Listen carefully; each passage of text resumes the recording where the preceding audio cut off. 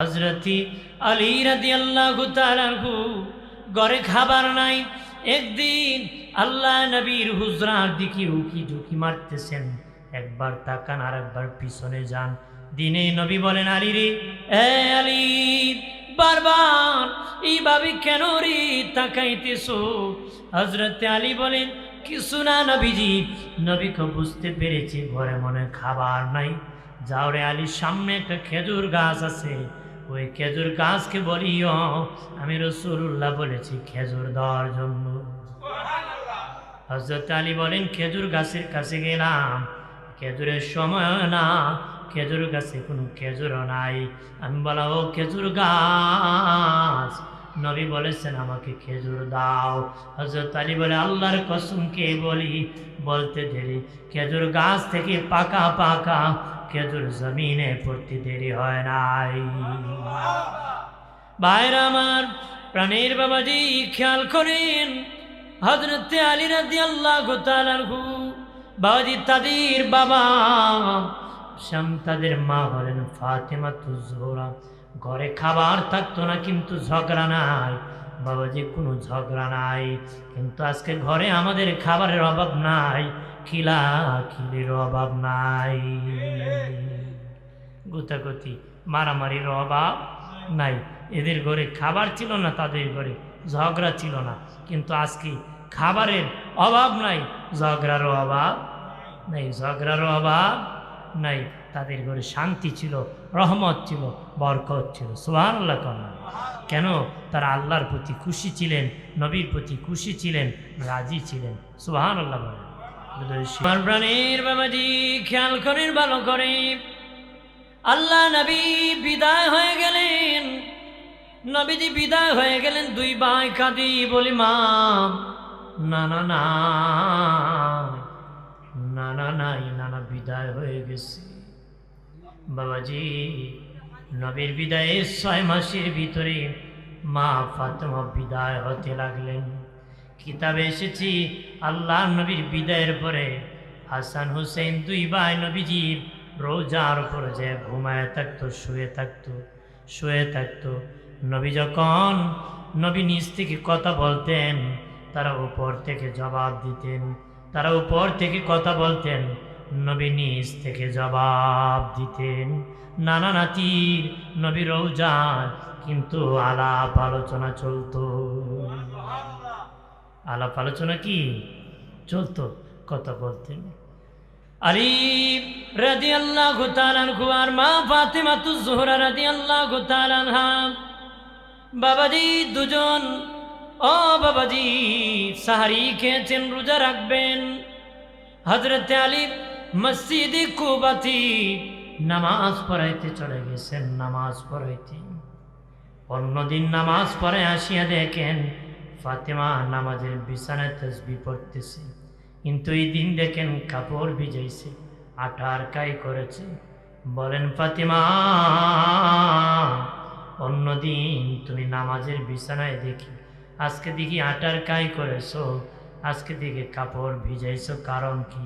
মা ফাতেমা ডেকে বলেন, স্বামী, আব্বাকে স্বপ্নে দেখেছি, বাবা বলেছে ফাতেমারে সারি খাইছো আলীর সাথে, ইফতার করবা বাবার সাথে জান্নাতে। সারি খাইছো আলীর সাথে আর ইফতার করবা বাবার সাথে জান্নাতে। নিশ্চিত আমি ইফতারের আগে ইন্তেকাল হয়ে যাব, ইফতারের আগে ইন্তেকাল হয়ে যাব নিশ্চিত।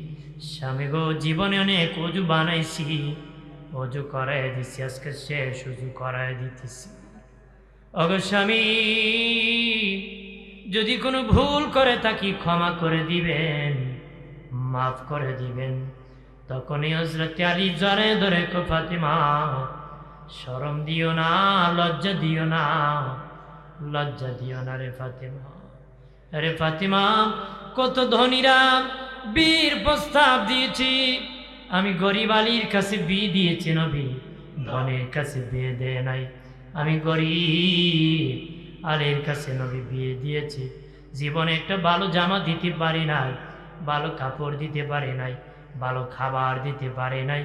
এই জন্য কষ্ট করেছ, কিয়ামতের দিন নবীর সামনে আমি আলীকে লজ্জায় ফেলে দিও না।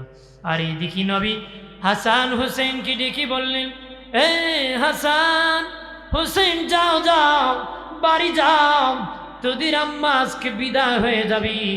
আমার সাথে প্রতিদিন কথা বলতে পারবে, কিন্তু মায়ের সাথে আর পাবা না, মা বিদায় হয়ে যাবে। শেষ দেখা নিয়ে দেখা করে দাও, মার দরবারে চলে যাও। দুই ভাই আসিয়া দেখে মার বাবা চোখের পানি ছেড়ে কান্না করে বলে, মা আপনি নাকি বিদায় হয়ে যাবেন? আমার নানাজি বলতেছে আমাকে নাকি নিবা না, ভাইয়াকে নিবা না, আব্বুকে নিবা না, কোথায় চলে যাব না, তোমাদেরকে নিব না, আমি বিদায় হয়ে যাব। বাবা জীবনে অনেক গোসল করাইছি, শেষ গোসলখানি তোমাদেরকে করাই দিতেছি। চোখের পানি ছেড়ে কান্না করতেছে। জোহরের পরে প্রচন্ড জ্বর বেড়ে গেল। আর স্বামী আলীকে ডেকে বললেন, গো স্বামী, ওসিয়ত করলাম আমি ইন্তেকালের পরে কোনো বেগানা খবর দিবেন না, রাতে অন্ধকারে আমাকে দাফন করে দিবেন। উনি ইন্তেকাল হয়ে গেলেন।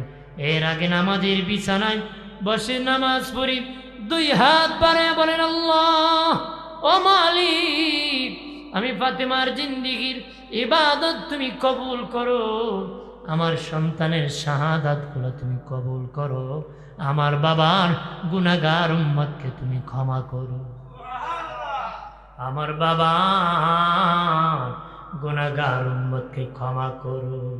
জ্বর বাড়তি বাড়তি ইন্তেকাল হয়ে গেলেন। রাতের বেলা লাশ লইয়া হযরতে আলী একা কেমনে দাফন করবেন? হাসান হুসেন চুট্টু খাটিয়ায় ধরতে পারবেন না, একা কেমনে দাফন করবেন? চিন্তা করতেছেন। দেখেন নবীর একজন সাহাবী আবু যার গিফারি রাদিয়াল্লাহু তাআলা আনহু হাজির হয়ে গেছে। হযরত আলী কয়, আবু যার, তোমাকে কে দাওয়াত করেছি আমার বিবির খাটিয়া ধরার জন্য, দাফন কাজে সহযোগিতা করার জন্য? হযরত আবু যার কয়, আলী রে, বিনা দাওয়াতে আসি নাই, দাওয়াত পেয়ে আমি এসেছি, বিনা দাওয়াতে আসি নাই, দাওয়াত পেয়ে এসেছি। কে দাওয়াত দিয়েছি? এশারের নামাজ পড়ে আমি যখন হুজরায় ঘুমাইছি, আল্লাহ নবী নূরে নবী স্বপ্নে আসিয়া কয়, আবু জান রে, আবু জান, আমার মায়ের লাশ নি আলী আটকা পড়েছে, যাও তুমি দাফন কাফনে সহযোগিতা করো। আমি রাসূলুল্লাহ আমার মায়ের দাফনে কাফনে যাওয়ার জন্য তোমাকে দাওয়াত করতেছি। আমি দাওয়াত পেয়ে এসেছি। দুই ব্যক্তির ইন্তিকালের পরে কবরের মাটি মেশক হয়ে গিয়েছিল, মেশকের ঘ্রাণ বের হয়েছিল। আল্লাহু আকবার বলেন না। দুই ব্যক্তি, একজন হলেন ইমাম বুখারী রাহমাতুল্লাহ আলাইহি। ইমাম বুখারীকে যখন কবরে রাখা হয়েছিল, ওনার কবরের মাটি মেশক হয়েছিল। আর একজন হলেন খাতুনে জান্নাত ফাতেমাতুজ জোহরা রাদিয়াল্লাহু তাআলা আনহা। ওনাকে যখন কবরে রাখা হয়েছিল, ওনার কবরের মাটি মেশক হয়েছিল, মাটি থেকে মেশকের ঘ্রাণ বের হয়েছিল। আর জোরে বলি, মাও নাই, মাও বিদায় হয়ে গেলেন। বাবাজি বাবা আলী আছেন, আর তার দুই ভাই হযরত আলী রাদিয়াল্লাহু তাআলা আনহু মসজিদে কুবাতে ফজরের নামাজ পড়ানোর জন্য গেলেন। দেখলেন কিছু নতুন মুসল্লি এসেছে। বাবা উনি প্রথম রাকাত পড়ালেন, দ্বিতীয় রাকাতে সিজদায় চলে গেলেন। ওনার দেহের উপর অতর্কিত আঘাত শুরু করলো। 81টা আঘাতের পরে হযরতে আলী রাদিয়াল্লাহু তাআলা আনহু শাহাদাতের পেয়ালা পান করলেন নামাজে। তারা এত বড় বেঈমান, হযরতে আলী কুফাতে রাজধানী বানাইছে, তাদের ইজ্জত বাড়াইছে, কিন্তু তারাই হযরত আলীকে শহীদ করেছে। যেটা শহীদ করেছিল তার নাম আব্দুর রহমান মঞ্জিন খারিজি। তাকে তখন বন্দি করা হয়েছিল। আব্দুর রহমান মঞ্জিন খারিজিকে বন্দি করা হলো। বাবাজি কিতাবে লিখেছি, আব্দুর রহমান মঞ্জিন খারিজি যখন রাত্রে ঘুমাইতো, তার জিহ্বা আল্লাহ আল্লাহ করত, তার জিহ্বা আল্লাহ আল্লাহ বলতো। তখন তাকে বন্দি করা হলো, আল্লাহ আল্লাহ বলতেছে। তার পা কেটে দেওয়া হলো, তখনও জোরে জোরে আল্লাহ আল্লাহ বলতেছি। তার হাত কেটে দেওয়া হলো, তারপর আল্লাহ আল্লাহ বলতেছে। সাহাবীরা আসিয়া কয়, কোন আল্লাহকে ডাকো? নবীর সাহাবী হত্যা করেছো, শহীদ করে দিয়েছো? কয় হ্যাঁ। কয় না না, আমি কোনো সাহাবী শহীদ করি নাই, আমি একজন কাফের হত্যা করেছি। নবীর সাহাবীকে কাফের বলেই খারিজি, আব্দুর রহমান মঞ্জিল খারিজি। তখন তার মাথা আলাদা করা হয়েছিল, আলাদা মাথার থেকে পর্যন্ত আল্লাহ আল্লাহ জিকির করেছে, কিন্তু বলে লাভ নাই, আহলে বায়াতের প্রেম নাই, নবীর ভালোবাসা নাই, ওই আল্লাহ জপে কোনো ফায়দা নাই। ওই আল্লাহ আল্লাহ জপেও তার কোনো ফায়দা নাই। এটা মুনাফিক ছিল, খারিজি, কতক্ষণ টিকে না। হযরত আলীও বিদায় হয়ে গেলেন। তারা দুই ভাই বড় মনমরাং, দুই ভাই বড় মনমরাং। দয়াল নবী বলেছেন, আমার বিদায়ের পরে খেলাফত থাকবে 30 বছর, আমার বিদায়ের পরে খেলাফত থাকবে 30 বছর। তারপরে আর খলিফা বলা যাবে না, মুলকিয়াত এসে যাবে, রাজত্ব এসে যাবে, রাজা বলা যাবে, আমির বলা যাবে, আমার খলিফা বলা যাবে না। নবীর বিদায়ের পরে প্রথম খলিফা আবু বকর, দ্বিতীয় খলিফা ওমর, তৃতীয় খলিফা ওসমান গনি জিন্নুরাইন, চতুর্থ খলিফা হযরত আলী, 4 নম্বর খলিফা হযরত আলী রাদিয়াল্লাহু তাআলা আনহু। যেদিন শহীদ হয়েছিলেন 30 বছর পূরণে 6 মাস বাকি ছিল। 30 বছর পূরণে 6 মাস বাকি ছিল। তখন সবাই মিলে সাহাবায়ে কেরাম পঞ্চম খলিফা হিসাবে মনোনীত করেছিলেন ইমাম হাসান রাদিয়াল্লাহু তাআলা আনহুকে। 6 মাসের খেলাফতের দায়িত্বে বসাইছিলেন, ওনাকে দায়িত্ব দেওয়া হয়েছিল খেলাফতের। উনি খলিফা হিসাবে মনোনীত হলেন, 6 মাস খেলাফতের দায়িত্ব পালন করলেন। দায়িত্ব পালনের পরে 6 মাস যখন চলে গেল, মুলকিয়াত এসে গেল, রাজত্ব এসে গেল, রাজা বলা যাবে, আমির বলা যাবে, আর খলিফা বলা যাবে না। দুটা দল হয়ে গেল। এক দল বলে আলীর পরে মুয়াবিয়া যোগ্য, মুয়াবিয়া রাজা হবে। আর এক দলকে হাসান ক্ষমতা আছে, হাসানি ক্ষমতায় থাকবে। দিনে নবী নূরানি জবান মুবারকে বলেছিলেন যে আমার 2 টুকরা হক উম্মতকে আমার বেটা হাসান একত্র করে দিবে, আমার বেটা হাসান একত্র করে দিবে। ঠিক ওই দিন, সেই দিন যেদিন ইমাম হাসানের পক্ষে এক দল, মুয়াবিয়া রাদিয়াল্লাহু তাআলার পক্ষে আরেক দল, 2 দলই হকের ওপর ছিল, কিন্তু 2টা দল হয়েছিল। হযরত হাসান মুয়াবিয়া রাদিয়াল্লাহু তাআলা মুখে ডেকে বললেন, আমি ক্ষমতায় থাকবো না, আপনাকে ক্ষমতায় বসায় দিব। 2 টুকরা দরকার নাই, 1 টুকরা করে দিব, একত্র করে দিব, আপনি রাষ্ট্রের দায়িত্ব নিয়ে নেন। তবে গো মুয়াবিয়া, আমার কয়েকটা চুক্তি আছে, এর মধ্যে একটা চুক্তি হলো, আমি যখন আপনি যেদিন বিদায় হবেন, আপনার পরে ক্ষমতায় বসবো আমি হাসান, আমি যদি না থাকি আমার ভাই হোসেন ক্ষমতায় থাকবে। এই মর্মে সই করে দেন। কয়েকটা চুক্তির মধ্যে এটা হলো একটা চুক্তি, সই করে দিলেন। আমার বিদায়ের পরে হাসান আপনি গদির মালিক হবেন, যদি আপনি না থাকেন হুসাইন গদির মালিক হবেন। এই মর্মে সই করে দিলেন। বাবাজি চলে গেলেন মদিনায় চলে গেলেন, রাষ্ট্রের দায়িত্ব পালন করতেছেন মুআবিয়া রাদিয়াল্লাহু তাআলা আনহু। আর ওনারই একজন সন্তান ছিল, নাম রেখেছিলেন ইয়াজিদ বাবা। ওই ইয়াজিদ বাবাজি মুআবিয়া রাদিয়াল্লাহু তাআলা আনহু একদিন দিনে নবীর কাছে আসিয়া বলেছিলেন, ইয়া রাসূলুল্লাহ নবী, আমি ভীষণ অসুস্থ হয়ে পড়েছি, আমার বিমার কেমনে ভালো হবে? নবী বলে, মুআবিয়া তুমি একটা বিয়ে করলা। নবীর কুল মুবারকি নবীজি শাহাদাত আঙ্গুল ওনার মুখে ঢুকিয়ে দিতেন। শাহাদাত আঙ্গুল ঢুকানো মাত্র নহরের মতন শরবত প্রবাহিত হতো, নহরের মতন শরবত আসত। ইমাম হুসাইন খাইতেন। একদিন খেলে 2 দিন পর্যন্ত ওনার কোনো খিদা লাগতো না। একটু চিল্লায় বলি সুবহানাল্লাহ। একদিন খেলে 2 দিন আর খিদা লাগতো না, নহরের মতন নবীর শাহাদাত আঙ্গুল থেকে নহর জারি হতো, শরবত খেতেন, ওই দিন নহর মধু খেতেন, এরকম বরকতি খাবার শাহাদাত আঙ্গুল থেকে বের হতো। উনি একদিন খেলে দুদিন উনি খাবারের কোনো প্রয়োজন হতো না। কন্যা সুবহানাল্লাহ। দুই ভাই বড় হতে লাগলো। দুই ভাই ডেকে বলে, নানা, ও নানা, ঘোড়া দৌড়াবো নানা, একটা ঘোড়া কিনে দেও গো নানা। সব নানারাই চায় নাতিকে কিছু কিনে দিবে গো, কিন্তু নবী দিতে পারেন না, সম্ভব নাই, কিভাবে দিবেন? দুই ভাই একদিন আসিয়া মা কি বলে, মা, ও মা, নানা কই?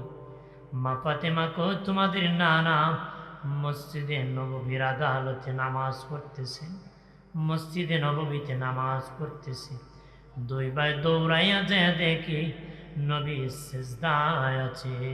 এক ভাই আরেক ভাইকে ডেকে বলেছিলাম ঘোড়া দৌড়াবো, বহুদিন পরে সুযোগ পেয়েছি, নানার পিঠে উঠে বসে যাও। এক ভাই উঠে বসে গেল, দ্বিতীয় ভাই উঠে বসে গেল। উঠে লাগাম ধরবে কি দিয়া, কয় নানার দেখি বাবরির চুল আছে। একজনে নবীর বাবরির চুল মোবারকে ধরছে, আর একজনে নবীর কান মোবারকে ধরছে। একজনে বাবরি চুল মোবারকে ধরছে, আরেকজনে কান মোবারকে। অনেকক্ষণ হয়ে যায়, তারা দুই ভাই পীর থেকে নামে না। কি করবেন নবীজি? ডান হাত মুবারক খানা এইভাবে বাড়ালেন, দুবাইকে নামায় দিবেন। ঠিক এই মুহূর্তে জিবরিল আমিন আসিয়া বলে, নবী, তাদেরকে নামায় দিবেন না, আল্লাহর কাছে বড় ভালো লাগতেছে। তারা দুই ভাই যতক্ষণ নামবে না, ততক্ষণ আপনি নামায় দিবেন না। নবীজি ভাবি দুই ভাই কি পিঠের মধ্যে ধারণ করে সিজদায় পড়ে থাকলেন। অনেকক্ষণ পরে দুই ভাই নেমে গেল। নবীজি তখনও সিজদায় আছেন, সিজদায় পড়ে আছেন। নবী কি কানে কানে দুই ভাই ডেকে বলে, নানা, ও নানা, সিজদা থেকে উঠেন। দুই ভাই দুই দিকে কানে কানে কয়, নানা রাগ করছেন নাকি, গুসা করছেন নাকি, ওঠেন না সিজদা থেকে। দুই ভাই ঘুম থেকে নবীজি সিজদা থেকে উঠে গেলেন, সিজদা থেকে উঠে গেলেন। কয়, নানা, আম্মা রুটি বানাইছে, আমরা দুই ভাই যায় তিনজন মিলে খাই। তিনজন মিলে আম্মা জান ফাতেমাতুজ জোহরার হুজরায় গেলেন, রুটি খাবেন। এবার দুই ভাই ডেকে বলে, নানা, রুটি খাওয়ার আগে প্রশ্নের জবাব দেন, বলেন গো নানা, আমরা দুই ভাইয়ের মর্যাদা বেশি না আপনার মর্যাদা বেশি? আমরা দুই ভাইয়ের মর্যাদা বেশি না আপনার মর্যাদা বেশি? নবী বলেন, ভাই আপনারাই বলেন কার মর্যাদা বেশি? তারা দুই ভাই ডেকে বলে, না, আমরা যদি বলি আমাদের মর্যাদা বেশি, বলো রে ভাই, কিভাবে তোমাদের মর্যাদা বেশি? এক নম্বর, আমাদের মায়ের খবর জানেননি, আমাদের মা খাতুনে জান্নাত ফাতেমাতুজ জোহরা জান্নাতের সরদার হবেন। না, আপনার মা কোন জান্নাতের সরদার?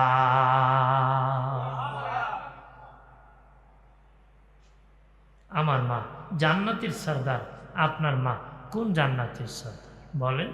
নবী কন্যার ভাই, তোমার মার দাম বেশি। সুবহানাল্লাহ। আর জোরে বলি। এবার ডেকে বলে, ভাই বলো রে, আরো পরিচয় বলো। বলে, না, আমাদের বাবার খবর জানেননি, আমাদের বাবা শেরে খোদা আলী, আল্লাহর ভাগ, যুদ্ধের সেনাপতি, আমার বাবা যুদ্ধের সেনাপতি। না, বলেন গো, আপনার বাবা কোন যুদ্ধের সেনাপতি? নবী কয়, না ভাই, তোমার বাবা যুদ্ধের সেনাপতি, আমার বাবা কোনো যুদ্ধের সেনাপতি না। এবার শোনেন, নানা, আমাদের নানির খবর জানেননি, আমার নানি যত ধন সম্পদ আছে ছিল আপনাকে দান করে দিয়েছিলেন, সম্পদ দান করে দিয়েছিলেন। আপনি যখন গারে হেরাত থেকে কালেমার দাওয়াত নিয়ে এসেছিলেন, সর্বপ্রথম আমার নানি গ্রহণ করেছিলেন। আমার নানি গ্রহণ করেছিলেন। আমার নানি প্রথম মুসলমান, আপনার নানি কত নম্বর মুসলমান? না রে ভাই, তোমার নানি প্রথম মুসলমান। এবার শুনেন নানা, আমাদের নানার পরিচয়। আমাদের নানা রাহমাতাল লিল আলামিন, শফিউল মুজনবিন, ইমামুল মুরসালিন, খাতামান নবীন, খতিবুল আম্বিয়া, ইমামুল আম্বিয়া। আমাদের নানা শেষ নবী। আপনার নানা কোন নবী? নবী কয়, না না, তোমাদের নানার অনেক দাম বেশি, এই হিসাবে নাতিরা তোমাদের দাম আমার চেয়ে বেশি। তোমাদের দাম কি? মূলত নবীর কারণেই কি দাম বেশি, নবীর কারণে কি দাম বেশি। কিন্তু এগুলা হলো নানা নাতির প্রেমের আলোচনা। নানা যত বড় ডিসি হোক, নাতির কাছে খায় নাকি? নাতি উইটে দাড়ি মারি সিরা হারে, কতক্ষণ ঠিক কিনা? হ্যাঁ, এটা নানা নাতির প্রেমের খেলা। নবী ওদের কথা বলতেছেন, নানা নাতির ভালোবাসার খেলা। সুবহানাল্লাহ কর না, আর জোরে কর। এবার দুই ভাই ডেকে বলে, নানা, ও নানা, বলেন এবার একটা সমাধান হয়েছে, আর একটা সমাধান করেন। বড় ভাই বলে, তার মর্যাদা নাকি বেশি? আমি বলি, আমার মর্যাদা বেশি। কিসে? কার মর্যাদা বেশি একটু বলে দেন। হাসান বলে, হাসানের মর্যাদা বেশি। হুসাইন বলে, হুসাইনের মর্যাদা বেশি। না না, আপনি একটু ভাগ করে দেন, কার মর্যাদা আল্লাহর কাছে বেশি? আল্লাহর কাছে কার মর্যাদা বেশি? নবী বলেন, দুই ভাই কালেমা পড়ে শোনাও। দুই ভাই কালেমা পড়ে শোনাইল। নবী বলে, বাইরে নাম্বার দিতে পারি নাই, অনুমান করতে পারি নাই, অনুভব করতে পারি নাই। হাসান যখন কালেমা পড়েছে, মনে হয় হুসাইন পড়েছে। হুসাইন যখন পড়েছে, মনে হয় হাসান পড়েছে। দুজনের একই মধুর কণ্ঠে কালেমার তেলাওয়াত। আমি অনুমান করতে পারি নাই, অনুভব করতে পারি নাই, নাম্বার দিতে পারি নাই। দুই ভাই মিলে কালেমা লিখে দেখাও। দুই ভাই মিলে কালেমা লিখে দিল। নবী বলেন, আমি অনুমান করতে পারতেছি না কার লেখা কোনটা। হাসানের লেখার দিকে তাকাইলে মনে হয় হুসাইনের লেখা। হুসাইনের লেখার দিকে তাকাইলে মনে হয় হাসানের লেখা। না, আমি নাম্বার দিতে পারতেছি না। তোমরা দুই ভাই দাঁড়াও, দেখি কে কার চেয়ে লম্বা হয়। যে বেশি লম্বা হবে তার মর্যাদা আল্লাহর কাছে বেশি হবে। নবী ভাবলেন, হাসান 11 মাসের বড়, হুসাইনের চেয়ে একটু উঁচু হতে পারে। দুই ভাই যখন দাঁড়ায় গেছে, দেখা যায় সমান সমান। জিবরিল আমিন আসিয়া বলে, নবী এইভাবে হবে না, স্কেল নেন, মাপ দেন। মাপ দেওয়ার পরে দেখে সমান। জিবরিল কো, নবী আল্লাহ বলেছেন তারা দুই ভাইয়ের মর্যাদা আল্লাহর কাছে সমান। আর জোরে বলি, ভাইরা আমার খেয়াল করেন, ভালো করে।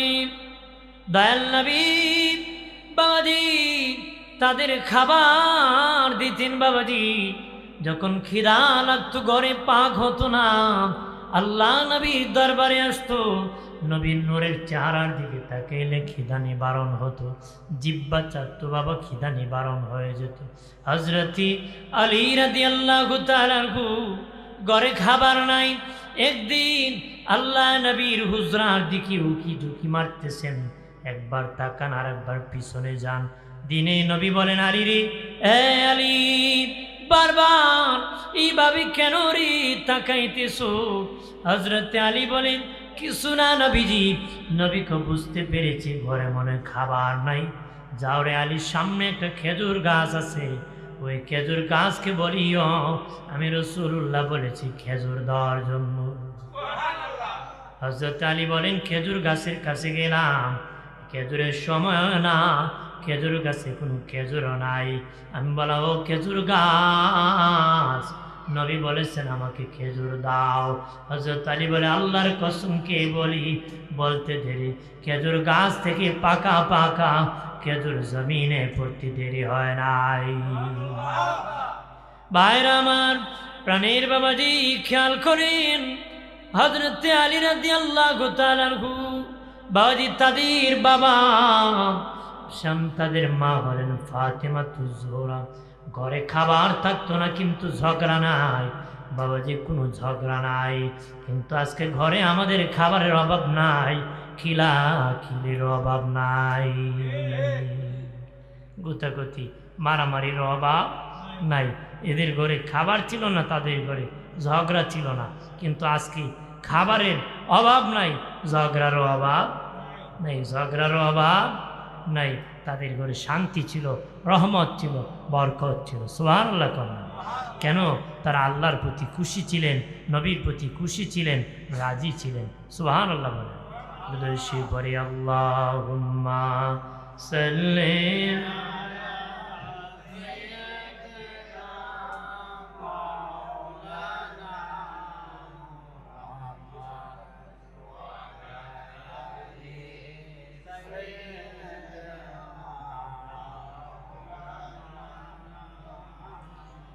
এ দুনিয়া পরে থাকবি, আমরা একদিন থাকব না,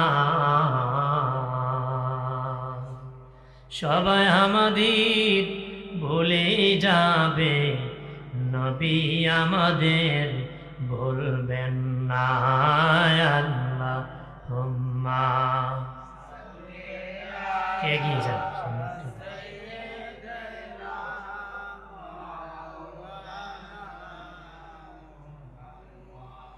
وعلى